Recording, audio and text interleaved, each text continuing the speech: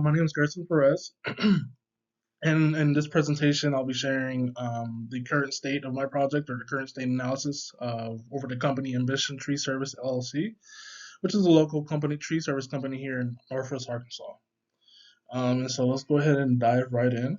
So, starting out with this slide, this is my supply chain map for Ambition Tree Service. So starting here on the left, as we can see, we have our second tier suppliers, which includes companies like fuel refineries, equipment manufacturers, and safety gear vendors that all supply the basic materials needed or used by our first tier suppliers. And yeah, moving on to that first tier supplier, which is what I would like to call local suppliers, like gas stations, equipment, repair shops, and personal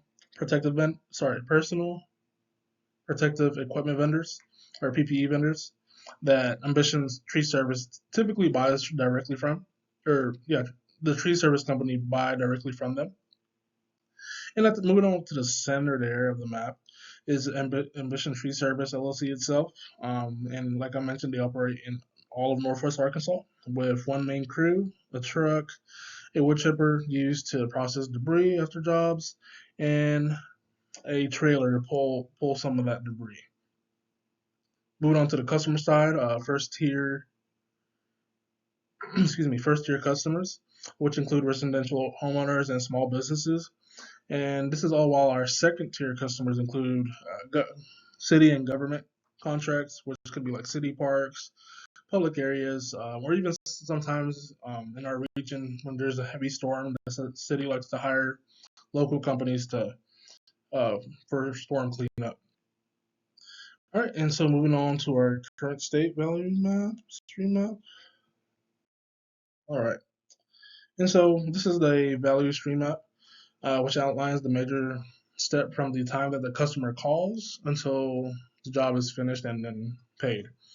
So it begins with that customer inquiry, which then moves on to that estimate. Then it moves on to that estimate approval, scheduling, job execution, or when the job is actually performed, and then last but not least, cleanup and payment. And so in that lower section, as you can see in that bottom long timeline looking deal, that's the lead time ladder, which shows how long the entire process takes. So in this inquiry, specifically, the inquiry and the scheduling of the estimate usually takes about 1 day. The estimate visit itself typically takes about an hour, followed by 2 days of waiting from the customer to see if they want to go ahead or no. Then moving on to scheduling the job adds about another day of lead time before the crew can actually work.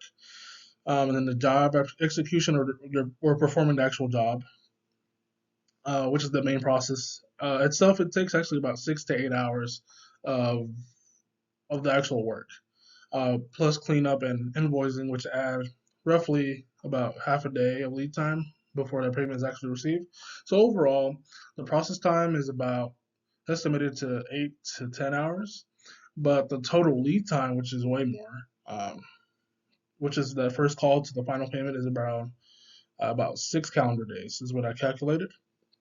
So meaning this shows that while the team is pretty, hardworking, efficient on site, they definitely have opportunity to reduce that waiting time or lead time between that approval and that scheduling. So moving on to the process flow diagram. There it is.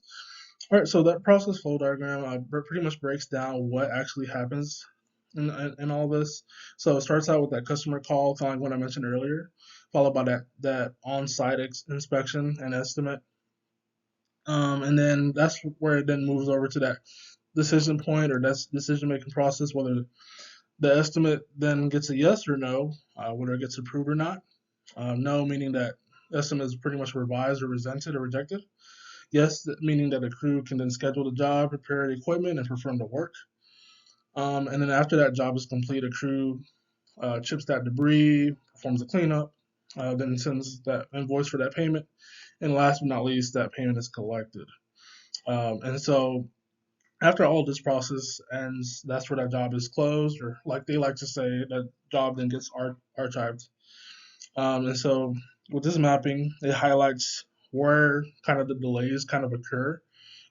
For me, after analyzing this, I can really see between that customer approvals and the scheduling communication. All right, and so moving on to that confirmed second visit, which had part one on the 18th of this month. Part two will be on the 27th of this month, which I plan to collect more details for more detail, including data for each step, and I'll be uh, also having that future state mapping phase of the project hopefully done by observing the cruise preparation and cleaner process and taking supporters to support that. So overall, the company is pretty strong with supplier relationship and efficient, skilled. But that analysis, kind of like what I mentioned, shows opportunity where we can reduce that waiting time and improve on that communication. So my next step will be to design that future state for pretty much all the diagrams. And so te- with that, I'll be testing ideas such as automatic scheduling. They currently do not have a website, so I'll be tampering with that so that we can get maybe digital quotes to help alleviate that lead time or that process time. And then standardizing that work preparation is all I'll be testing with that future state. So I believe by improving on all of this, we can definitely lower lead time, handle more jobs during the week, and also increase that customer satisfaction. Thank you for watching. My name is Gerson Perez.